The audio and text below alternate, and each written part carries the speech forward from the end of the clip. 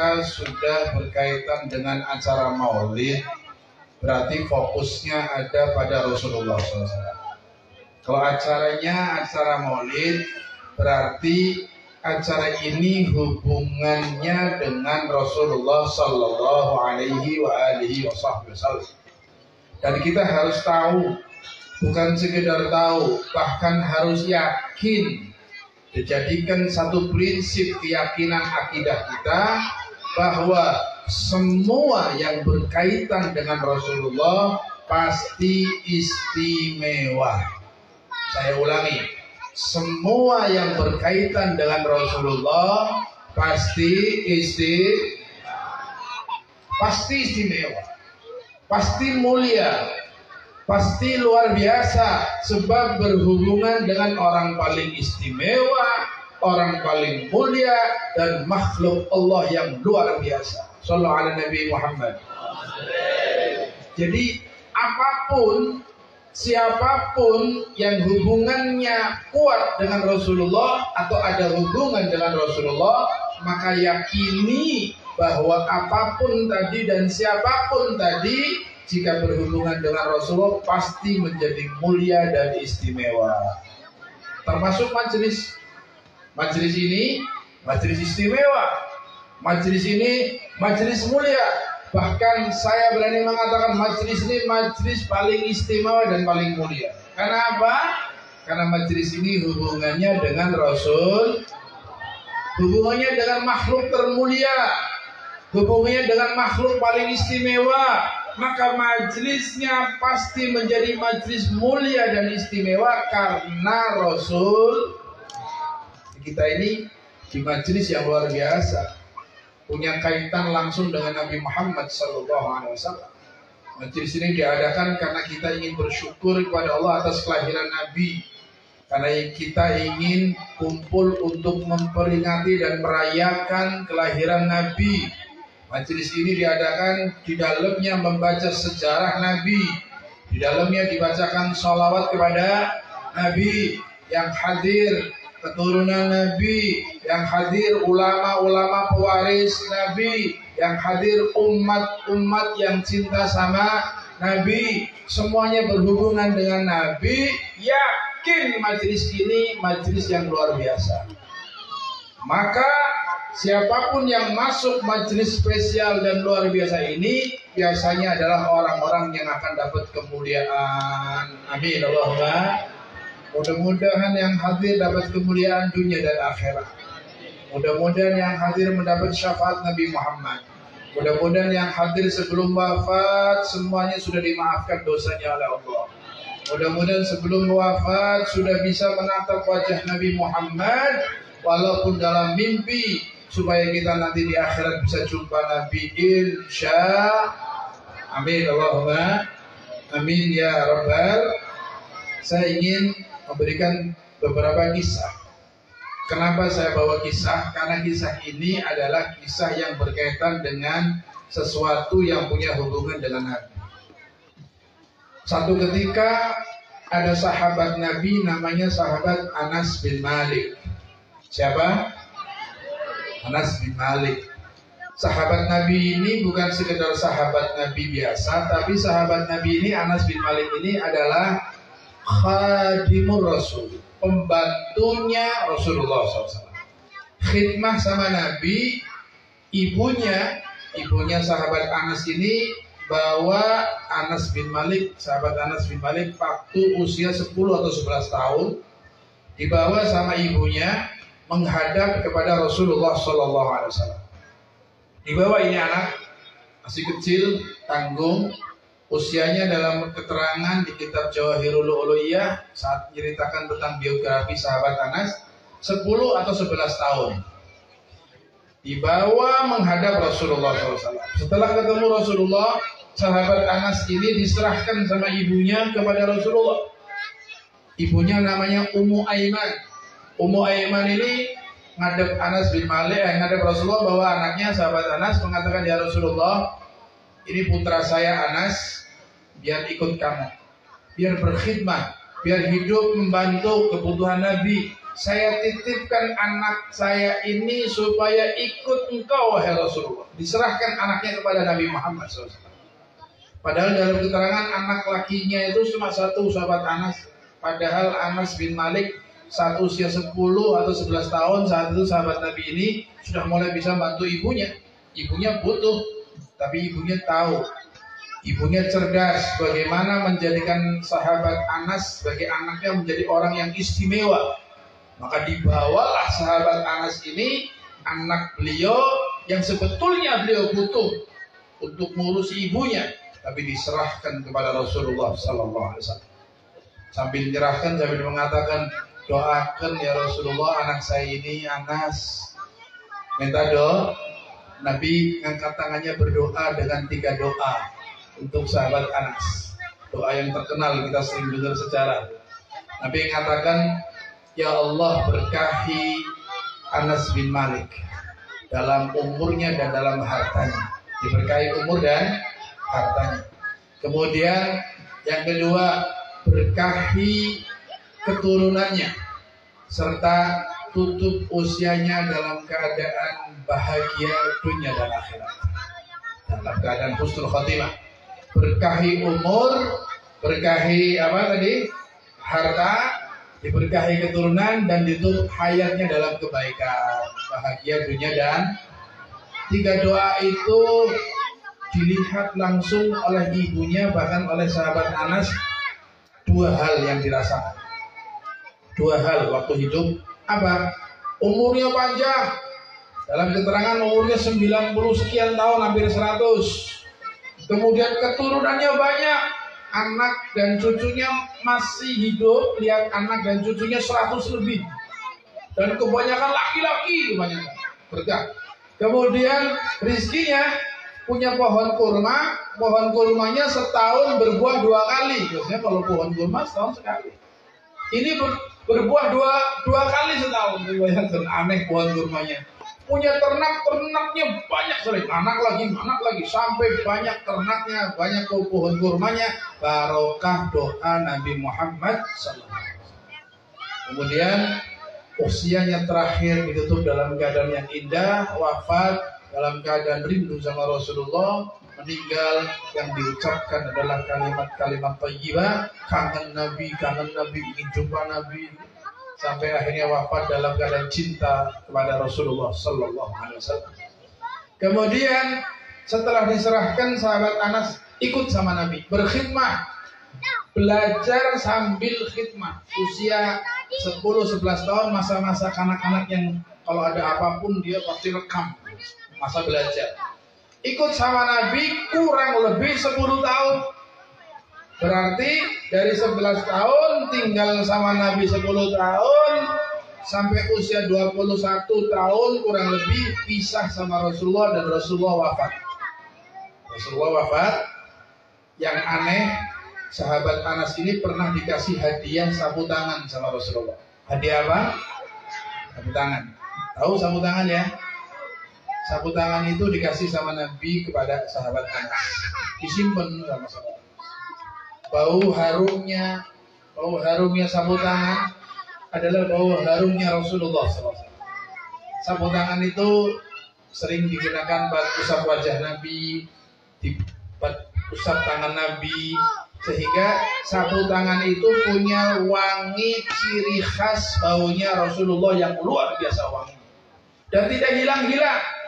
Sampai kata sahabat Anas, kalau saya ingin harumkan satu ruangan, saya ambil itu sapu tangan milik Nabi, saya taruh di ruangan itu, maka ruangan itu harum khas Rasulullah SAW. Harumnya luar biasa, nggak hilang-hilang. Satu ketika ini sapu tangan benda mati jadi spesial, jadi luar biasa, harumnya juga nggak hilang-hilang karena nempel dan hubungan dengan manusia mulia, yaitu Nabi Muhammad SAW. Sedangkan satu ketika setelah Rasulullah wafat, tentunya sudah nikah sahabat Anas, sudah punya anak, itu sapu tangan masih disimpan sebagai kenang-kenangan dari Nabi Muhammad SAW. Kalau sudah rindu Nabi, itu sapu tangan diambil, dicium. Ingat masa-masa bersama Nabi, wanginya Nabi itu Bisa teringat dari sapu tangan yang dicium, taruh lagi, rindu cium, taruh lagi. Allah, tinggal 10 tahun sama Nabi, hidup dalam rumah Nabi, menjadi khadim Nabi, belajar dengan Nabi, gak sebentar 10 tahun itu. Sehingga semua kehidupan yang sama Nabi terekam dari kecil, sehingga kangen kalau ingat Nabi, selalu rindu. Obat rindu satu-satunya adalah sapu tangan yang selalu dicium.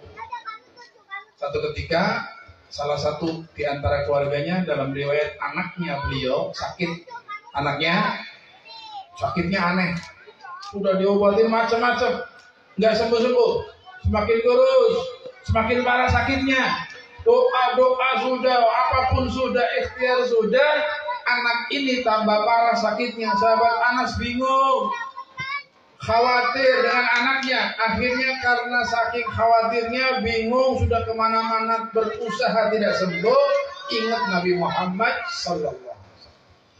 Dalam pikirannya, coba kalau Nabi masih hidup, coba kalau Nabi masih, pasti saya bawa anak ini didoakan Nabi sehat langsung. Karena banyak anak-anak sahabat yang saat itu sakit, kalau dibawa Nabi, dibacain doa, dikasih obat sama Nabi, langsung sembuh.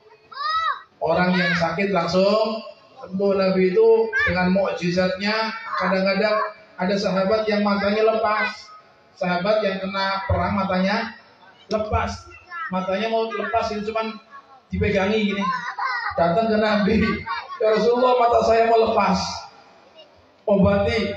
Gak datang ke dokter, Nabi lebih dari dokter. Sallallahu Nabi Muhammad. Sahabat tahu solusi semua permasalahan ada pada Nabi, sehingga larinya ke Nabi. Punya anak baru lahir, lari ke Nabi. Supaya apa? Supaya ditahnik. Bawa kurmanya dikunyah sama Rasulullah, dilembutkan lewat lisan beliau yang mulia, kemudian dimasukkan itu kurma ke mulut bayi. Karena sahabat berharap setiap bayi yang lahir pertama kali yang masuk adalah air liur Nabi ke dalam perut. Dibawa. Padahal bisa bikin tahnik sendiri, dilembutkan sendiri itu kurma, masukkan ke mulutnya bayi, bisa. Tapi nggak, pengennya yang ngunyah kurma itu mulutnya Nabi yang mulia, biar ada bercampur air liur Nabi, sehingga pertama kali masuk ke perut bayi mereka adalah air liur Nabi Muhammad Sallallahu Alaihi Wasallam. Jika ada masalah ke Nabi, matanya mau lepas, datangnya ke Nabi Rasulullah. Mereka tahu bukan dokter, bukan ahli yang mata, tapi mereka yakin bahwa Rasulullah bisa menyelesaikan semua problem mereka dalam semua hal, termasuk mata yang mau lepas tadi. Kadang kata Nabi sini, dipegang matanya, dibalikin lagi, Bismillahirrahmanirrahim, tusuk, langsung nempel lagi, sehat lagi, seperti semula lagi. Bahkan kata sahabat, mata saya yang dulu di tangan Nabi, nempel tangan Nabi, dimasukkan oleh Nabi, itu lebih bening, lebih jelas, sampai saya usia sepuh, yang satunya sudah burung, yang satunya masih jelas. Sallallahu alaihi Nabi Muhammad. Ini Rasulullah begitu. Nah, sahabat saya ada masalah ingat Nabi, termasuk sahabat Anas tadi. Sahabat Anas ingat Nabi, ya Allah, coba kalau Nabi masih hidup, anak saya bawa ke Nabi sehat. Tapi Nabi sudah meninggal, sudah wafat, sudah pindah alam. Akhirnya ingat sapu tangan Rasulullah SAW. Ingat sapu tangan milik, oh, saya punya sapu tangan Nabi. Sapu tangan itu diambil. Ini kisah ini disebutkan dalam kitab Jawahirul Uliyah, Syarah Arba'in Awliyah, Syekh Abu Abdullah Al-Jardani, kitabnya ceritakan tentang sahabat Anas. Lari ambil sapu tangan. Anak yang sakit itu, yang nggak sembuh-sembuh, yang semakin kurus itu, ambil sapu tangan, diusap-usap tubuhnya sama sapu tangan milik siapa? Rasulullah. Usap-usap. Kalau kita mau lihat kerjaan sahabat Anas ini, anak sakit, ambil sapu tangan yang dulu pernah milik Nabi, nempel tangan Nabi buat usap wajah Nabi, itu sapu tangan benda mati, diusap-usapkan ke tubuhnya, sambil berdoa, minta sama Allah barokah sapu tangan itu, anak itu minta disembuhkan sama Allah. Itu namanya apa? Kalau dalam hukum namanya tabarukan, tawasulan, ya tidak? Bertawasul melalui sapu tangan. Tapi sapu tangannya milik Rasulullah, bertabaruk dengan sapu tangan milik. Berarti akidah tawasul dan tabaruk itu sudah ada dari generasi pertama muridnya Nabi Muhammad SAW. Ini sahabat Anas ini belajar sama Rasulullah 10 tahun. Kalau bertabaruk dan bertawasul syirik gak mungkin dikerjakan sama sahabat Anas bin Malik. Diambil itu sapu tangan, diusap-usapkan, minta sama ya Allah, berkat sapu tangan yang dulu pernah nempel wajah kekasihmu, berkat sapu tangan yang dulu pernah dipegang tangan kekasihmu, sembuhkan putra saya. Subhanallah, apa yang terjadi? Anaknya berangsur-angsur pulih, sehat dan sembuh. Kemarin muter-muter nggak sembuh-sembuh, berobat macam-macam, berdoa macam-macam nggak sembuh-sembuh. Giliran diusap pakai sapu tangan milik Nabi dan berdoa kepada Allah, Allah kabulkan barokah sapu tangan yang dulu pernah nempel jasad Rasulullah Sallallahu. Berarti sapu tangan jadi spesial. Benda mati sapu tangan tadi menjadi asbab Allah kabulkan doa, menjadi asbab wasilah yang utama untuk kesembuhan anaknya. Kenapa sapu tangan itu jadi istimewa? Karena sapu tangan pernah berhubungan dengan manusia paling mulia, sallallahu alaihi Nabi Muhammad. Satu ketika sapu tangan itu pernah jatuh di atas api yang nyala. Di sapu tangan misalnya ada api. Kalau dulu orang-orang Madinah musim dingin itu nyalakan api dalam ruangan biar ada hangat-hangat, dingin. Rumahnya bukan seperti kita rapat semua pakai genteng, bukan.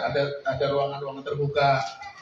Kalau dingin kadang-kadang nyalakan api di tengah supaya hangat, supaya nggak terlalu dingin. Itu sapu tangannya pernah jatuh ke api yang nyala. Coba bayangkan sapu tangan kena api, apinya nyala. Kira-kira kebakar nggak? Pasti ya. Kalau sapu tangan biasa habis itu. Sampai sahabat Anas lari ngambil air, siramkan api itu supaya sapu tangannya jangan kebakar habis. Coba ambil air, siramkan, kan nggak mungkin pakai tangan matikan api itu, kayu bakar. Siram air kan? Siram air, ambil itu sapu tangan. Sahabat Anas berharap kalaupun terbakar ya ada sisanya sedikit, jangan habis. Ada sisanya. Ternyata setelah diambil, dilihat, jangankan terbakar, lubang saja enggak. Utuh sapu tangannya, utuh. Enggak terbakar, nempel api, lari ambil air, padamkan dulu. Kalau sudah kena api biasanya pasti lubang atau terbakar. Ini dilihat utuh. Sambil penasaran, api yang masih pikir-pikirnya nyala itu, didekatkan sapu tangan, ditaruh lagi. Betul enggak ini sapu tangan enggak dibakar api? Didekatkan, dilepas sampai apinya mati, diambil sapu tangannya. Semakin yakin ini sapu tangan berarti gak bakal bisa disentuh api. Karena apa? Karena sapu tangan itu sudah nempel tangan dan wajah manusia paling mulia, yaitu Nabi Muhammad Sallallahu. Coba bayangkan, sapu tangan cuma nempel jasad, hubungan, pernah sentuhan wajah, sentuhan tangan, sapu tangannya spesial. Sapu tangannya luar biasa, api gak mempan. Ini kenapa jadi spesial? Kenapa jadi istimewa?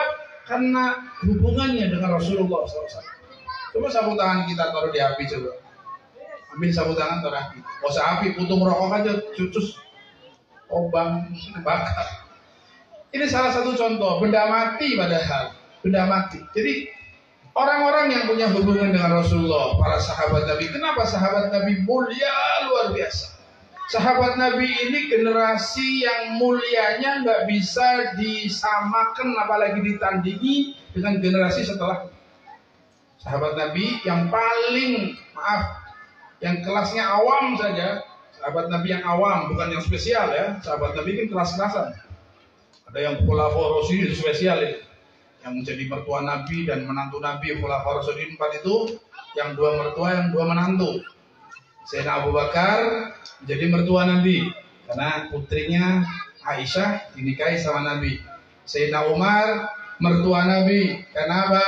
Putrinya Sayyidatuna Hafsah dinikahi sama Nabi. Berarti 2 sahabat ini adalah mertuanya Nabi. Kemudian Sayyidina Utsman menantu Nabi Karena nikah dengan putri Nabi, bahkan nikah putri Nabi satu, setelah wafat nikahkan lagi sama Nabi. Karena dua putri Rasulullah SAW. Sehingga Sayyidina Utsman dijuluki dengan Dzunurain. Apa? Dzunurain, yang memiliki dua cahaya. Dzu pemilik, Nurain dua cahaya. Yang memiliki dua cahaya. Dua cahaya itu adalah putri-putri Rasulullah SAW. Kemudian Sayyidina Ali, menantu Rasulullah, dapat siapa? Nikah dengan siapa Sayyidina Ali? Sayyidatuna Fatimah. Kalau kita manggil Sayyidati Fatimah, orang Indonesia ngomong Sayyidati susah, kayaknya Siti. Ya kan? Sebetulnya Sayyidati Fatimah. Kalau laki-laki Sayyidi, panggilnya Sayyidi, maka panggilnya Sidi. Kalau di Sumatera sana, orang-orang Melayu panggil Sayyidi Sidi. Tahu ya? Sidi. Aslinya apa? Sayyidi. Kalau Sayyidati Siti. Sini panggil Siti Fatimah, Siti Aisyah. Siti itu asal kata dari Sayyidati. Indonesia itu kalau ngomong yang panjang-panjang disingkat-singkat. Tahu ya? Kalau di Jawa malah lebih parah lagi. Tempat kami itu Haromen jadi Karmen. Haromen jadi apa? Pak Karmen. Ternyata saya tahu ini namanya salah Haromen di KTP, tapi dipanggilnya siapa? Karmen. Hasan jadi Kasan. Kasan Hussein. Paham ya? Ya lah, Jawa orang kita ini begitu. Tapi aslinya Hasan. Mau fase pakai H gitu diajarin, semakin susah. Sudahlah, Kasan kan enak. Kasan sama Hussein. Nah, Sayyidati jadi Siti. Nah, Sayyidina Ali nikah dengan Sayyidatina Fatimah. Berarti 4 sahabat Nabi selain Khulafaur Rasyidin, selain mereka orang-orang mulia yang punya hubungan dengan Nabi, 2 mertua, 2 menantu. Nah, ini sahabat yang biasa saja, yang awamnya sahabat. Itu kata para ulama kita Ahlus Sunnah wal Jamaah, kemuliaannya sahabat yang awam yang biasa tidak sama, jangankan lebih, tidak sama dengan tabi'in yang paling alim, paling abid. Tabi'in yang ilmunya banyak, ibadahnya hebat, sama sahabat yang biasa-biasa saja, tetap mulia sahabat Nabi Muhammad. Dan tidak ada makom sahabat dikejar dengan ilmu dan amal, nggak bisa. Ilmu banyak, amal banyak supaya makomnya seperti sahabat, nggak ada. Karena makom sahabat itu tidak bisa dikejar atau diraih dengan ilmu dan amal. Makom sahabat nggak bisa didapatkan kecuali memang orang-orang yang dipilih di zaman Nabi, hidup sama Nabi, iman sama Nabi, dan duduk serta menatap wajah Nabi Muhammad SAW. Menatap ketemu Nabi ini nggak bisa dikejar dengan ibadah dan ilmu. Mereka dipilih sama Allah, hidup sezaman, duduk dengan Nabi, melihat Nabi, menatap Nabi, mengimani Nabi, berjuang sama Nabi, sholat di belakang Nabi, mengaminkan doa Nabi. Ini yang mahal, ini yang nggak bisa dikejar dengan ilmu sehebat apapun. Inilah kemuliaan sahabat. Kenapa jadi mulia?